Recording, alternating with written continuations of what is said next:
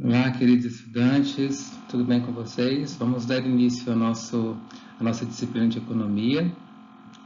Hoje a gente vai falar um pouquinho sobre o conceito de economia e fundamentos de economia de mercado. Eu sou o professor Grayson, que ainda não participou da primeira aula online que nós tivemos.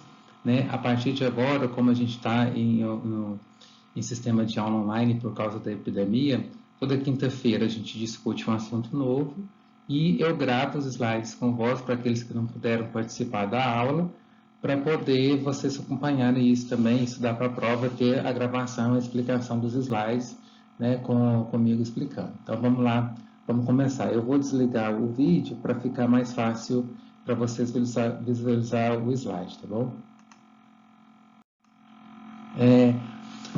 Então, o primeiro item da nossa idade 1, que está lá no plano de ensino, é o conceito de economia. O que é economia, Quando a gente faz essa pergunta, o que vem na cabeça de vocês? Para muitos, vem a ideia de não gastar dinheiro, de economizar, de investir em poupança, investir em fundo de investimentos, Mas a economia é um pouco além disso, não é simplesmente economizar e não gastar, a gente vai ver que é um pouquinho mais do que isso, Não é somente economizar. Por que a gente tem que economizar? Por que a gente não pode gastar além do que a gente ganha? Quais as implicações com isso? Então, assim, a economia é uma ciência social, não é uma ciência exata. Então, ela aborda vários questionamentos aí de sistema econômico, da sociedade, das suas interrelações. Então, a gente vai estudar isso ao longo desse curso, tá? Então, quando a gente pensa em economia, muita gente vê a cabeça taxa de inflação, juros, taxa de câmbio, todas as variáveis aí do sistema econômico, que é geralmente divulgada essas variáveis são divulgadas nos jornais, nos periódicos. Então, a gente vai tratar um pouquinho desses assuntos aqui ao longo do curso. O conceito de economia, O que seria isso? Você pode ver na foto aí, uma mulher com a carteira vazia, a outra olhando a vitrine, O que nos remete a ideia, Que a gente quer comprar muita coisa, mas às vezes a gente não tem recurso.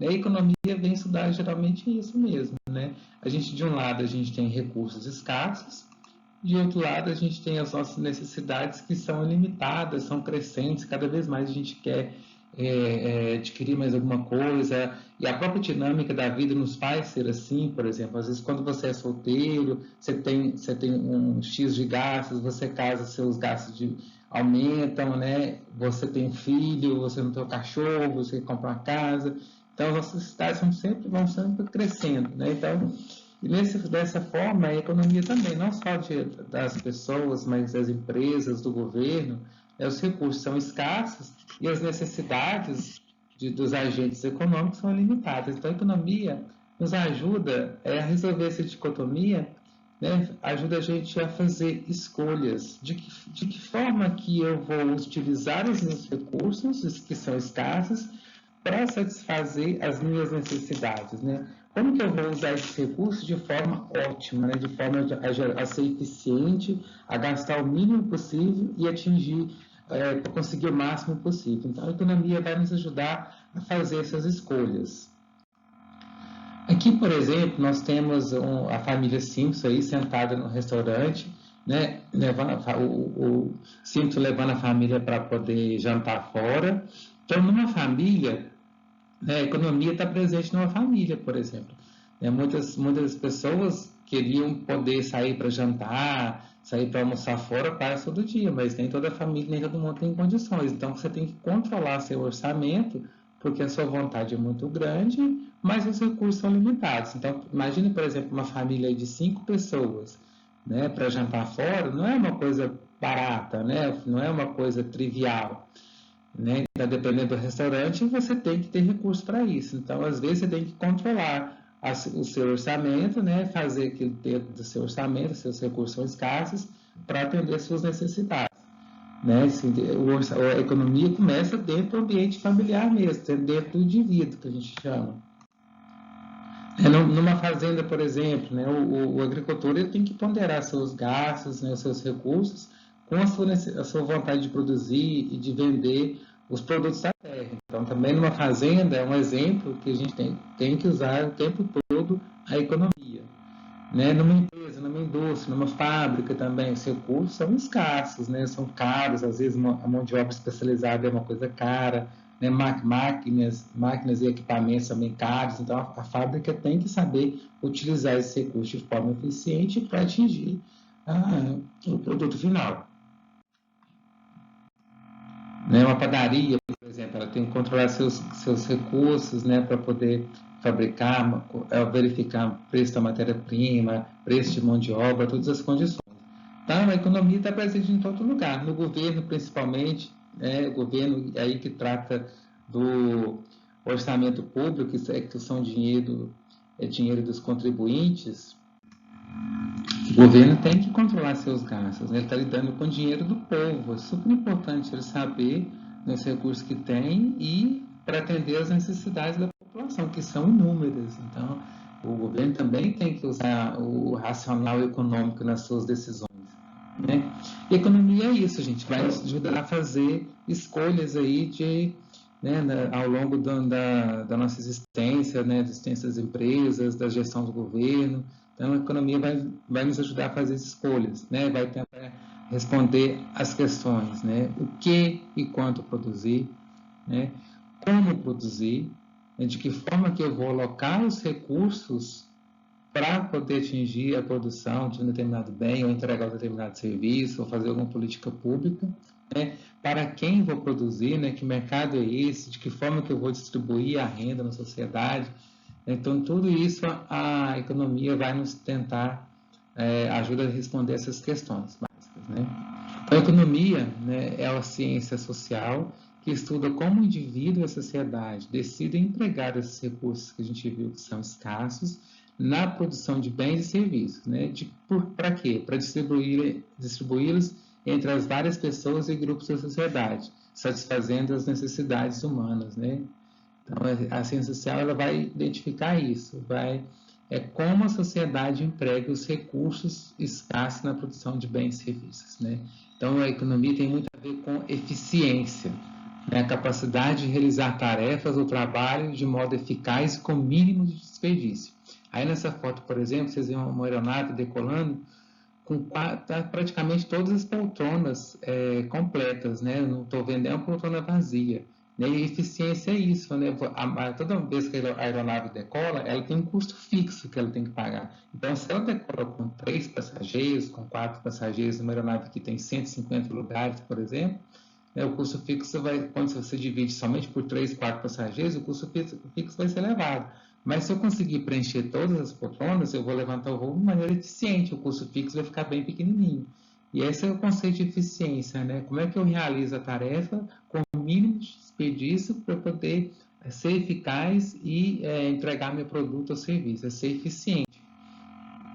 Aqui no artigo 37 da Constituição, fala, né, que a administração pública, direta e indireta, de qualquer dos poderes da União, dos Estados, do Distrito Federal, dos municípios, né, obedecerá aos princípios de legalidade, impessoalidade, moralidade, publicidade e eficiência. Então, aí também esse link aí, da economia com o direito, com o poder público, né?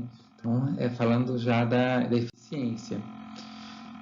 E para falar em eficiência, né, a gente está falando aqui de recursos escassos, sempre já falamos várias vezes. O que seria esse recurso escasso? Né? Em economia a gente chama isso de fator de produção. Né? São recursos de produção da economia. Para eu poder produzir, eu vou ter que ter matéria-prima, eu vou ter que ter bens de capital, vou ter que ter mão de obra, eu vou ter que ter um galpão, uma planta industrial. Então, para facilitar os estudos econômicos, os economistas dividiram aí os fatores de produção em 5 grupos, né? A gente tem o trabalho, que é a mão de obra que os indivíduos vendem no mercado de trabalho, né? O indivíduo vende essa mão de obra e recebe salário, né? Em troca da oferta de trabalho. E a gente também tem capital, tem pessoas que têm dinheiro aí para poder investir, né? A remuneração do capital a gente chama de juros na economia. Tem gente que tem um pedaço de terra, tem um imóvel, né? Então, essa pessoa, a gente chama isso desse capital da terra, e o tipo de remuneração ligado à terra é o aluguel. Depois a gente tem a tecnologia, né? Essas invenções, toda a tecnologia que é inventada, né? A pessoa tem o direito dessa tecnologia, então recebe royalties para essas remunerações. Depois a gente tem a capacidade empresarial. O que seria essa capacidade empresarial? É a capacidade de alocar recursos para produzir algo, né? Atividade empresarial. Nem todo mundo tem esse dom, mas aqueles empresários, aquelas pessoas que têm o dom de ser empresário, de capacitar pessoas para poder realizar tarefas, organizar, alocar, né? Essas pessoas recebem remuneração para isso, que são os lucros, né? As empresas recebem lucro. Então, a gente tem 5 fatores de produção: trabalho, capital, terra, tecnologia e capacidade empresarial. E para cada um desses fatores, a gente tem a remuneração. Né? A gente tem a remuneração para o trabalho, a gente tem o salário, né? Capital a gente tem juros, terra a gente tem aluguel, tecnologia tem royalties e capacidade empresarial, o lucro. Nem com esse conceito de fator de produção, a gente pode ver um outro conceito muito usado na economia, que é a curva de possibilidade de produção. É um conceito teórico, né, que ilustra como a questão da escassez impõe um limite à capacidade produtiva de uma sociedade, que terá de fazer escolhas entre as alternativas de produção. O que é um conceito teórico? É um conceito assim, que foge um pouquinho da realidade. Né? Você vai ver que a curva de possibilidade de produção aqui, a gente vai ver, é uma coisa bem difícil de acontecer do jeito que ela coloca, mas ela nos dá uma visão da realidade, né? É uma forma de você modelar a partir do modelo simples para tentar explicar a realidade. Em economia, a gente usa muito isso, né? Quanto mais simples os modelos de explicação da racionalidade econômica, mais fácil é para o indivíduo entender. Aí você entendendo o modelo básico, você consegue ampliar isso e entender todo o contexto real da economia. Então, e a curva de possibilidade de produção, ela vai nos dar isso. A gente viu que a gente tem recursos escassos para atingir necessidades que são ilimitadas.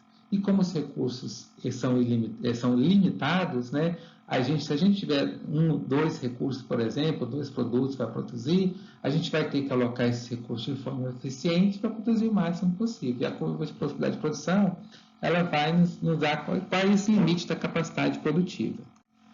Então, aqui, no exemplo, a gente tem 5 alternativas de produção A, B, C, D e E.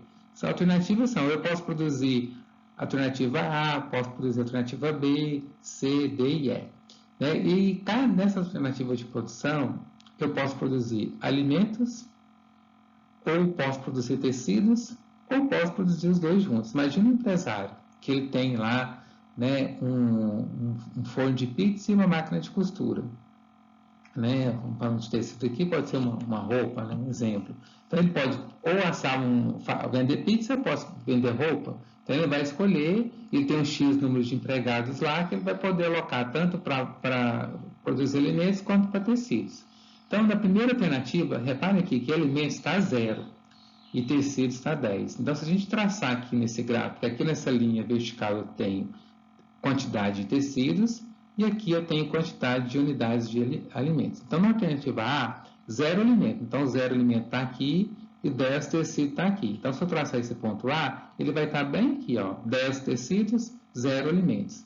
Na alternativa B, o empresário decidiu produzir 1 unidade de alimentos. Só que, para isso, como os recursos são escassos, ele teve que diminuir a quantidade de tecidos para 9 para produzir 1 unidade de tecido. Então, se eu traçar aqui 1 unidade de tecido, né,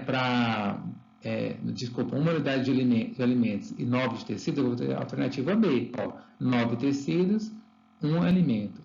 Né? E aí sim vai. Na alternativa C, ele decide produzir 2 unidades de alimentos, mas vai ter que reduzir a quantidade de produzido de tecidos. Lembre-se que aqui os recursos, ele tem um X número de recursos, ele não consegue expandir esse recurso nesse momento. Ele tem que ver o que ele consegue fazer com esses recursos. Então, na alternativa C, ele produz 2 unidades de alimentos e 7 unidades de tecidos. Na alternativa D, por exemplo, ele já produz 3 unidades de alimentos e 4 de tecidos. Na alternativa E, ele decide produzir somente alimentos e nada de tecidos. Aí, tá vendo? São várias alternativas de produção. Quando eu ligo esses pontos, né, eu ligo um com o outro, eu tenho a curva de possibilidade de produção. Qualquer ponto em cima da curva de possibilidade de produção, eu estou sendo eficiente, né? eu estou no pleno emprego dos recursos, que a gente chama na economia.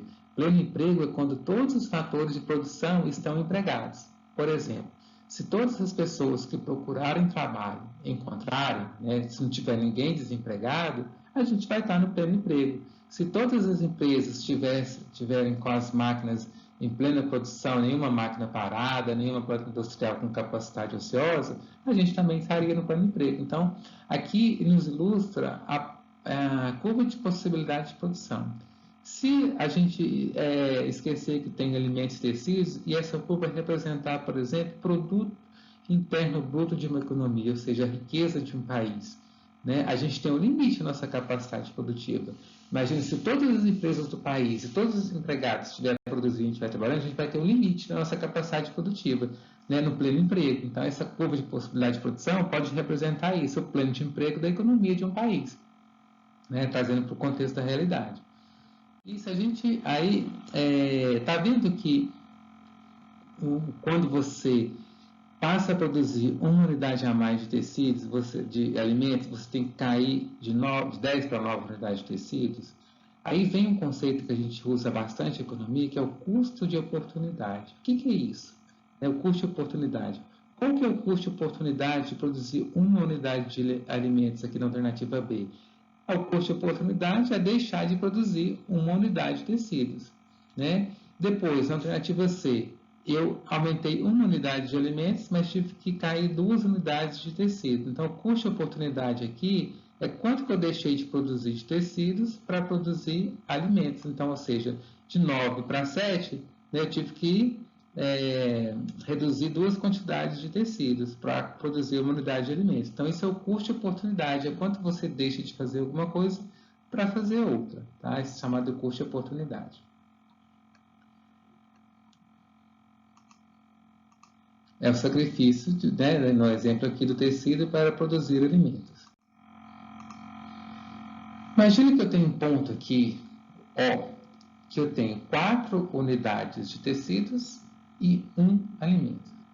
Lembre-se que qualquer ponto em cima da curva de possibilidade de produção, eu estou alocando, né, eu estou organizando os meus recursos de forma eficiente com o pleno emprego. Né? Se eu estiver aqui no 4, eu posso caminhar até o D e poderia produzir até 3 alimentos. Né? Ou poderia caminhar para cima e produzir 9 tecidos, né, com 1 alimento aqui nesse ponto O. Então, o que significa esse ponto O? Né? Ele está com capacidade ociosa, ou seja, eu tenho condições de produzir mais, mas eu estou produzindo aquém da minha capacidade. Tá? Se a gente pudesse trazer isso para a realidade, né, antes da crise de 2015 e 2016, a gente tinha milhares de pessoas empregadas.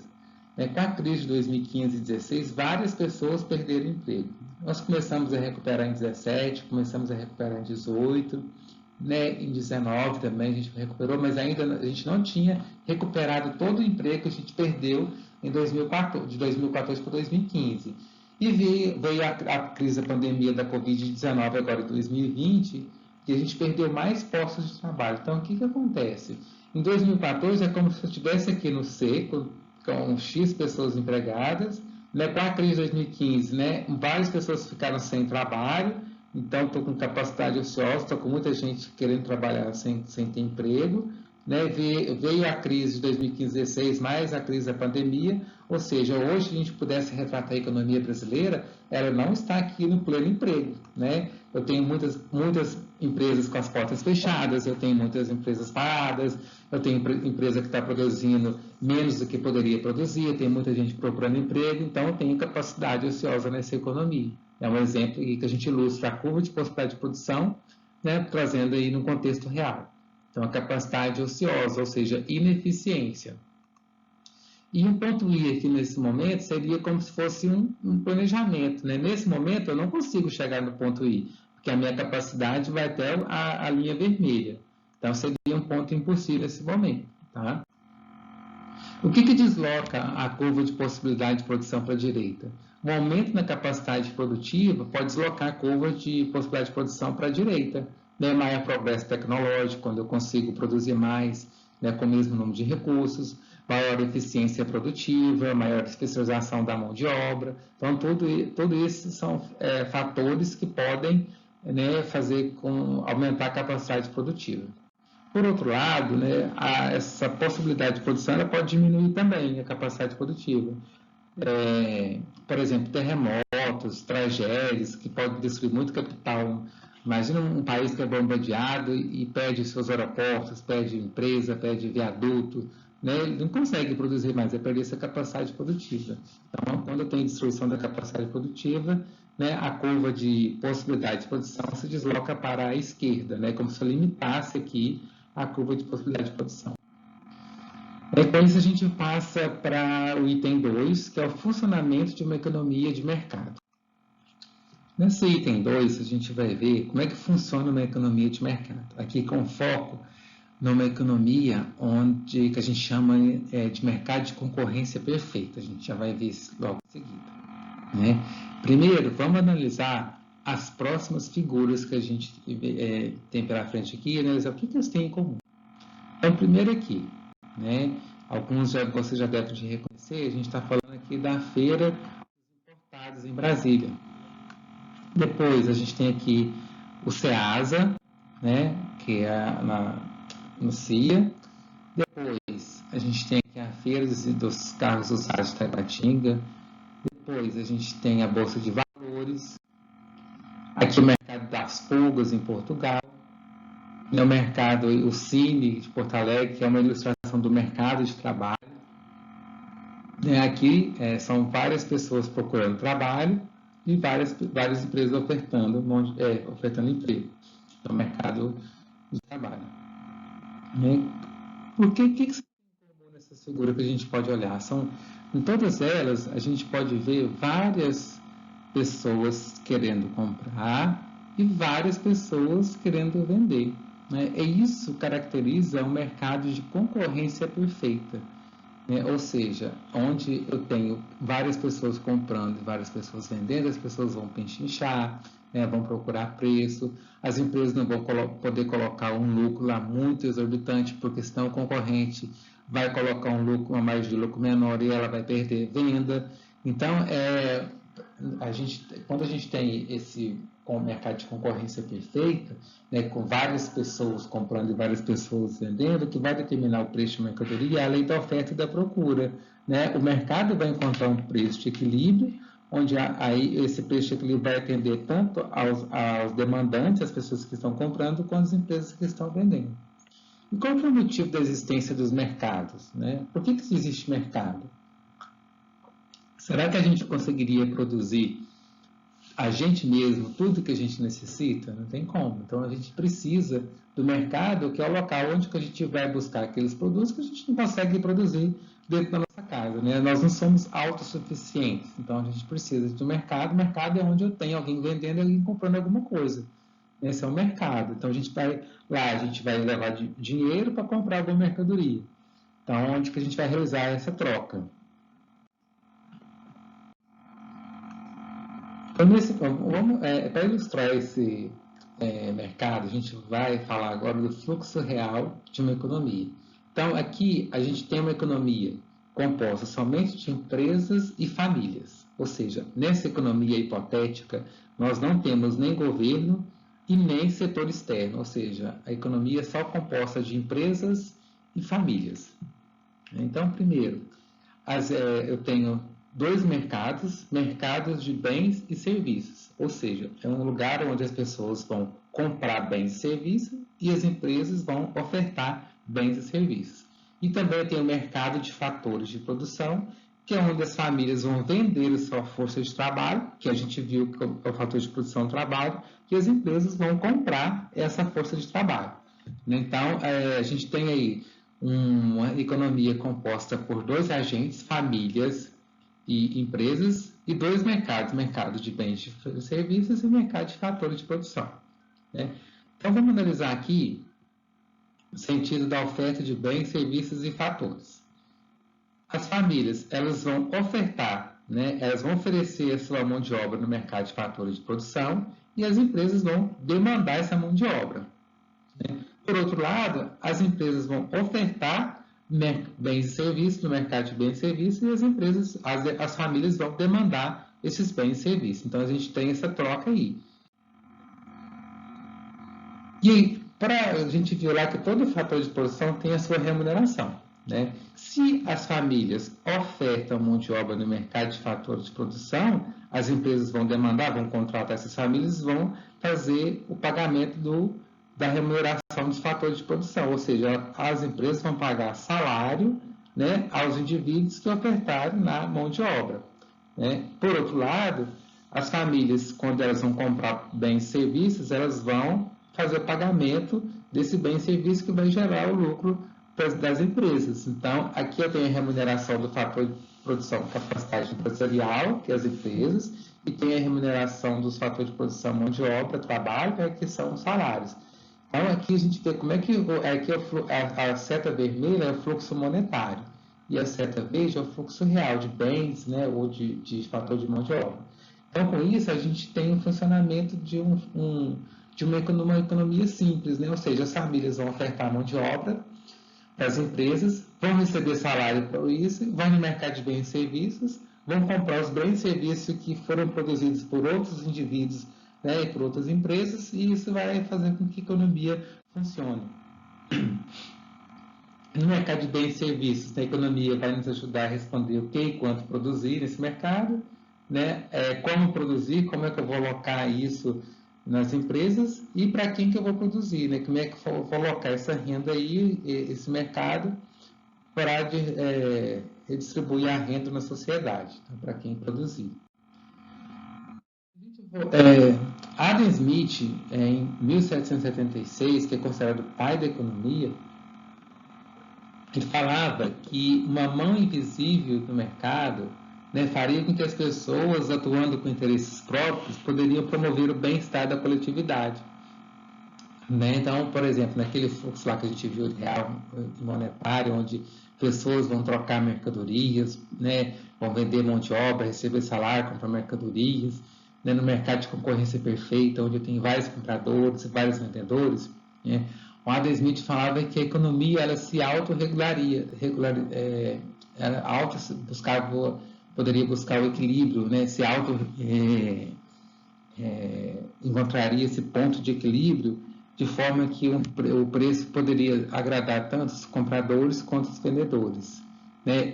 Ele cita no livro dele A Riqueza das Nações, né, que foi o primeiro livro aí que a economia foi realmente sistematizada como ciência mesmo.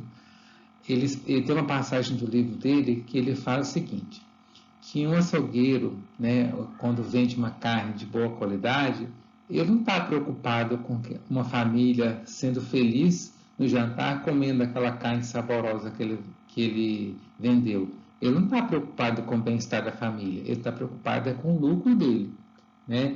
Aí Adam Smith explica o seguinte, que quando ele vende uma carne com qualidade, né, as famílias vão ficar felizes porque vão comprar um produto de qualidade, vão comprar uma carne macia, suculenta, né, elas vão ficar felizes, mas a felicidade delas não é porque o açougueiro quis.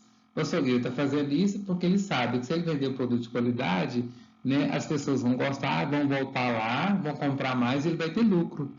Então, Adam Smith acreditava assim, quando você busca o interesse próprio, né, o açougueiro, por exemplo, vai buscar o interesse de ter lucro, o interesse dele é ter lucro, né, e se ele fizer tudo para vender uma mercadoria boa, de qualidade, ter lucro, consequentemente, ele vai promover a felicidade e o bem-estar das pessoas que vão comprar um produto de qualidade. Então, é nesse sentido que ele acreditava que a economia funcionava, essa mão invisível, né?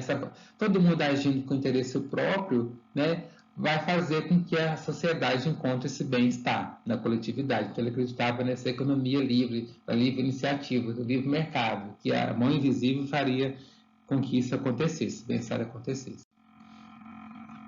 E no mercado, a gente já viu que o mercado de fatores de produção, mercado de bens e serviços, né? E vamos agora tentar identificar os tipos de bens que existem no mercado.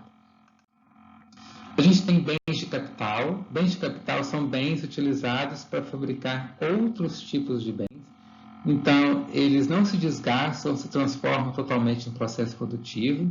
né, e são classificados como ativos nas empresas. Por exemplo, um robô lá que monta um carro, por exemplo, uma máquina que monta um carro numa fábrica, ele vai montar milhares de carros, não vai ser, lógico que tem um desgaste natural, mas não é que ele vai se decompor como montando um carro, né? Você pode montar vários carros com aquele bem de capital. Né? Bens de consumo são bens que vai atender a maioria das necessidades humanas, né? Eles podem ser classificados como duráveis ou não duráveis. Duráveis, existem geladeira, TV, né? Fogão, que dura muito tempo. Não duráveis são produtos perecíveis, né? Arroz, material orgânico, alimentos, são bens não duráveis. Bens intermediários são aqueles totalmente transformados ou agregados a outros produtos, diferentemente dos bens de capital, né, que você fabrica o bem e ele continua lá. Mas, por exemplo, um saco de cimento, quando ele é usado na produção, você abre o saco e você vai utilizar, aquele cimento se transforma em outra coisa. Então, é a matéria-prima, que ela é totalmente transformada e agregada com um novo produto. Areia, farinha, cimento, por exemplo, são bens intermediários, né? Você não vai comprar, por exemplo, um saco de cimento e vai colocar no meio da sua sala de enfeite, né? Não é uma coisa assim. Você vai usar isso para fazer alguma coisa. Então, aí, bens finais são todos aqueles bens comprados com o objetivo de ser consumido no final, casa, imóveis, bens de consumo, são bens finais, são consumidos totalmente. Tem como destino o consumidor final. Aí um conceito bastante usado na economia são bens normais. O que seria esse bem normal? Ele é diretamente proporcional à renda, ou seja, quanto maior o meu salário, mais eu vou querer daquele bem, né, normal. Por exemplo, aí a gente tem viagens, almoço em restaurante, né, carne de boa qualidade. Então, quanto maior a renda, maior o consumo dos bens normais, né? Por exemplo, muita gente gosta de carne, né? O Brasil é um dos países que mais se consome carne, né, por ano no mundo, é um dos principais. Depois eu posso passar para vocês, não lembro de cabeça agora, mas o Brasil está um dos mais consomem carne no mundo. Então, assim, é um produto que o brasileiro gosta muito. Então, quanto maior a renda, maior o consumo desses bens normais. Por exemplo, na questão da carne, quanto maior a renda, mais churrasco você vai querer fazer com os amigos, mais carne boa você vai querer comprar para você alimentar, para você satisfazer essas necessidades, né, de comer uma carne boa. Então, bem normal, que vocês têm que guardar é o seguinte: num bem normal, quanto maior a renda, maior o consumo desse bem normal. Por outro lado, também em economia, a gente tem o chamado bens inferiores, né? Ele é inversamente proporcional à renda, ou seja, para um bem inferior, quanto maior a sua renda, menor o consumo desse bem inferior, tá? Então, quanto maior a renda, menor o consumo. Essa está me perguntando, mas que tipo de bem é esse que eu aumento a minha renda, eu vou deixar de consumir? Por exemplo, pé de galinha, né? Muita gente compra pé de galinha no momento de dificuldade financeira, que está sem dinheiro para comprar um filé mignon, compra pé de galinha para comer, ou carne de segunda, que é mais barato. A sua renda aumentou, você não precisa ficar comendo pé de galinha o resto da vida. Você pode diminuir o consumo de pé de galinha e comprar um bem normal, comprar um filé mignon, comprar uma picanha. Então, são bens inferiores, são aqueles que, quando aumenta a sua renda, você diminui o consumo dele. Né? Por exemplo, se você vamos supor que você pague aluguel, né, que você aumentou sua renda, você vai deixar de pagar aluguel e comprou um imóvel, né? Naquele momento, para você, o aluguel poderia ser considerado um serviço, um bem inferior, né? Arroz de segunda, por exemplo, pessoas não têm dinheiro para comprar um arroz de qualidade, comprar arroz de segunda, quebradinho, que é bem mais barato, né? Quando aumentar a sua renda, você pode deixar de consumir aquele arroz quebradinho, né, e consumir arroz melhor. Então, é um bem inferior a isso. Quanto maior a renda, menor o consumo dos bens inferiores. Bens complementares são aqueles bens que são consumidos conjuntamente, né? Por exemplo, se você comprar um carro, obrigatoriamente você vai ter que abastecer esse carro para você andar, senão ele não vai andar sem gasolina, né? Então, por exemplo, se o preço do carro diminuir, muita gente vai comprar carro, vai aumentar a demanda do carro porque o preço do carro diminuiu, né? Se aumentar a demanda do carro, também vai aumentar a demanda de combustível, porque são bens complementares. Se aumentar a demanda de um, aumenta a demanda do outro, né? São bens complementares. Por exemplo, se aumentar o consumo de sapatos, se aumentar demais a venda de sapatos, aumenta também o consumo de meias, porque muita gente causa sapato por meia. São bens complementares. Por outro lado, bens substitutos, né, são aqueles que você pode substituir. Se o preço de um subir, né, você deixa de consumir ele e consome o outro com o preço mais em conta. Então, por exemplo, manteiga e margarina. Você vai sempre comprar aquela que tiver mais barata. Para muitas pessoas, são bens substitutos, um substitui o outro. Então, eu vou optar sempre comprar aquele que é mais barato. Tá? Por último, a gente tem os bens públicos, né? São bens fornecidos pelo setor público, pelo governo municipal, estadual ou federal. Né? Ele é de consumo coletivo e você não consegue excluir a pessoa do indivíduo do consumo. Diferentemente do bem normal lá, se você não tiver dinheiro para comprar uma carne, você não vai poder consumir. Né? Agora, se você não pagar seu IPTU, não pagar o imposto, você não vai ser proibido de trafegar na W3, por exemplo. Né? Você não pode, hoje você não pode transitar pela W3 porque você não pagou o imposto. Não tem como eu excluir. É um bem público, né? É uma praça pública, por exemplo. Não tem como eu excluir a pessoa de estar lá na praça pública. Então, são bens de consumo coletivo, tá?